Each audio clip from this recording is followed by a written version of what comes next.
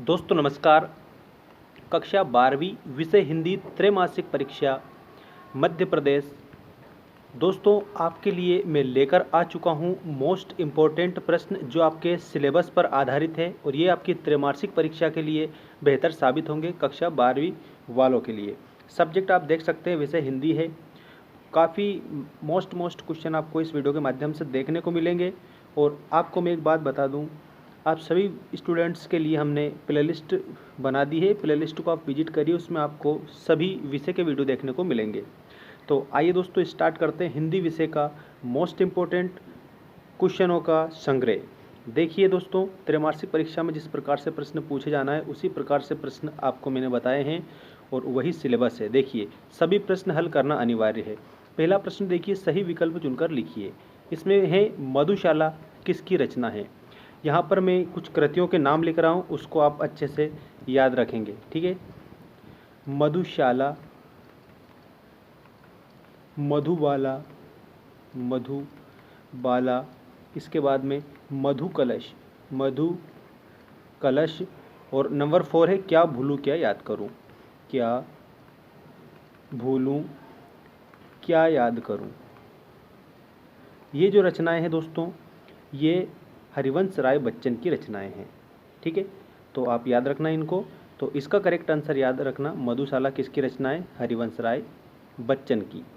Channel को जरूर subscribe करना ताकि आपको डेली की अपडेट मिलती रहे।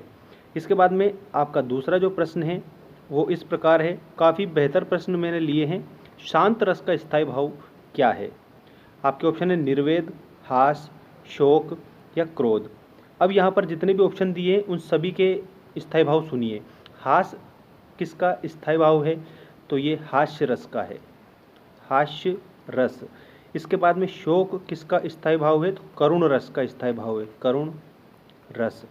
इसके बाद क्रोध किसका स्थायी भाव है, तो रौद्र रस का स्थायी भाव है, रौद्र रस। तो यहाँ पर शांत का पूछा है, तो दोस्तों शांत का जो है वो निर्वेद है, अर्थात आपको ये ऑप्शन नंबर फर्स्ट करेक्ट करना है, ठीक है। इसके बाद में मैं बता रहा हूँ नेक्स्ट क्वेश्चन। नेक्स्ट क्वेश्चन है काव्य के कितने भेद होते हैं। काफ़ी बेहतर प्रश्न। काव्य क्या होता है, तो ये याद रखना, रसात्मकम वाक्यम काव्यम, रसात्मकम वाक्यम काव्यम, ठीक है। ये परिभाषा किसने दी थी, तो मैं यहाँ लिख रहा हूँ आचार्य विश्वनाथ जी ने, विश्वनाथ। इन्होंने कहा था रसात्मकम वाक्यम काव्यम, अर्थात रसयुक्त वाक्य ही काव्य है। तो यहाँ पर हमसे काव्य के भेद पूछे कितने होते हैं। आपके ऑप्शन है 1, 2, 3 या 4। तो उत्तर आएगा 2 भेद होते हैं। अब 2 भेद कौन कौन से होते हैं वो लिख लीजिएगा। एक तो है दृश्य काव्य, दृश्य काव्य, ठीक है, दृश्य काव्य, और श्रव्य काव्य, ठीक है, श्रव्य काव्य। ये काव्य के मुख्यतः 2 भेद होते हैं। अगर शैली की दृष्टि से पूछे जाए तो आपको बताना है, जो शैली की दृष्टि से है, शैली की दृष्टि से भी 2 प्रकार के होते हैं।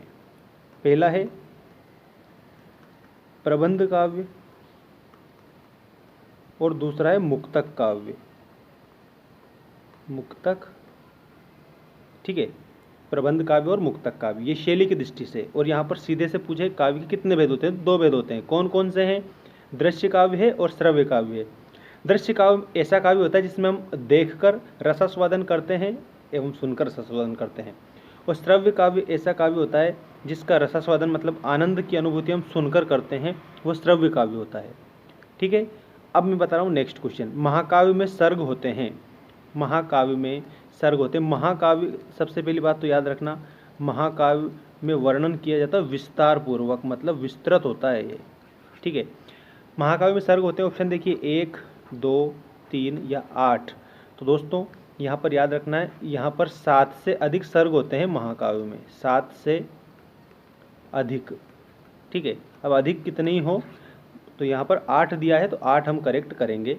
Option number 4 is the correct answer. अब किन्हीं 2 महाकाव्यों के नाम और उनके रचनाकार का नाम पूछा जाए तो लिखना। पहला तो है रामचरितमानस, रामचरितमानस। इसकी जो रचना है वो तुलसीदास जी ने की थी, तुलसीदास, ठीक है। इसके बाद दूसरा आप लिख सकते हैं महाभारत, महाभारत ये भी महाकाव्य है। ये वेद व्यास जी ने इसकी रचना की थी। ठीक है, इसी प्रकार से एक और मैं बता रहा हूँ, एक है पद्मावत। पद्मावत इसकी रचना की थी जायसी जी ने। ठीक है, ये भी महाकाव्य है। इसके बाद अब मैं बता रहा हूँ आपको नेक्स्ट क्वेश्चन, रामचरितमानस के रचनाकार कौन है? अभी हमने डिस्कस करा था इसके बारे में। रामचरितमानस के रचनाकार हैं गोस्वामी तुलसीदास जी। ठीक है, कवितावली, दोहावली, गीतावली, जानकी मंगल, पार्वती मंगल, बरवे रामायण, ये तुलसीदास जी की ही रचनाएं हैं। ठीक है, जायसी की है पद्मावत, अभी मैंने बताया था पद्मावत, और वेद व्यास जी की है महाभारत। ठीक है,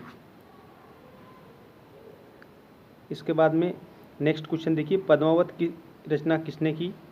तो जायसी जी आएगा इसमें। रहीम की है, रहीम के दोहे। इसके बाद नेक्स्ट क्वेश्चन पर आप ध्यान देंगे, सुदामा चरित किसकी काव्य कृति है? अब ये मोस्ट क्वेश्चन आपके सामने आ चुका है।